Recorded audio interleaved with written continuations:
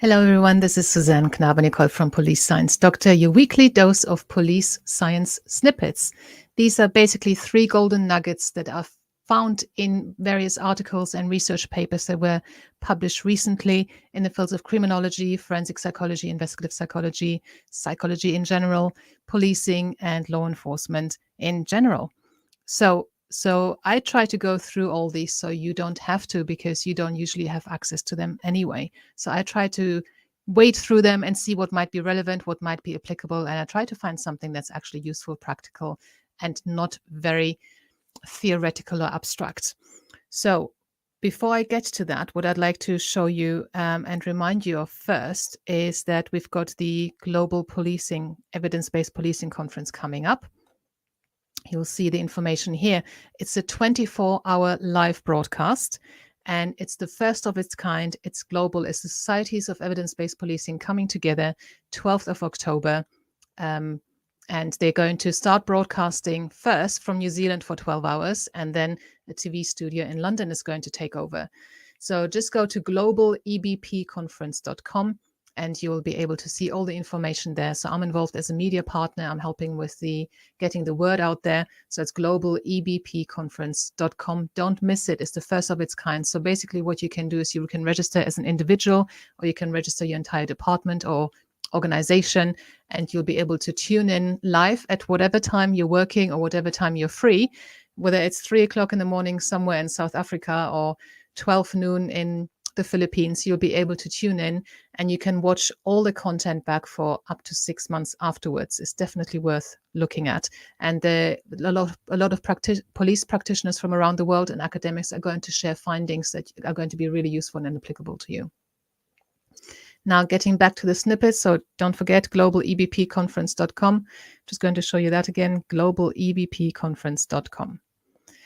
Right, the first snippet for this week is about gun ownership and stalking behaviors and the relationship between the two.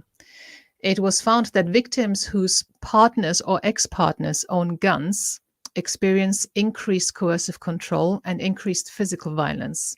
They also increase a longer duration of stalking and more threats during the relationship and during the course of stalking. So an offender who also owns a gun, and I don't think I don't know if they made the distinction whether it's legal or illegal ownership, but they are definitely a bigger risk to the partner or ex-partner. The link to the original research, as always, is in the email that I sent out. I did mention that in the beginning.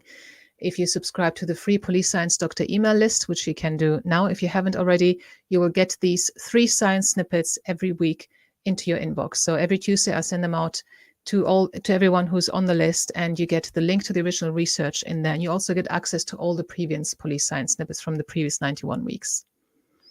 The second snippet is about super recognizers. Super recognizers are individuals with superior face recognition ability. And they started recruiting them into some police departments for obvious reasons. You know, somebody is on the run, they will go through a lot of video footage, CCTV, and other cameras, and they'll try to find them. And they're much better at recognizing faces than others.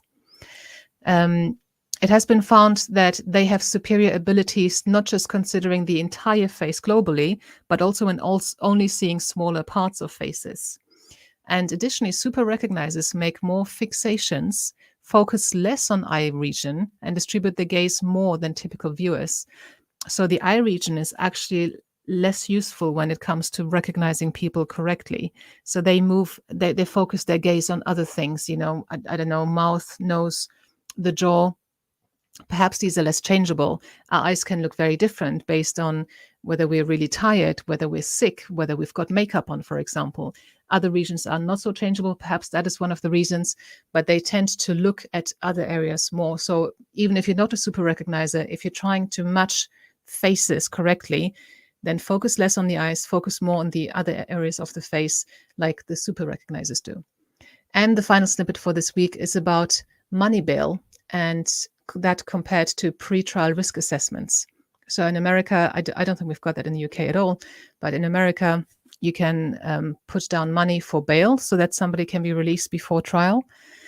And they looked at whether that is predictive of whether somebody is going to turn up for the court hearing, or whether they have to be chased down basically, or whether they're getting rearrested for something else.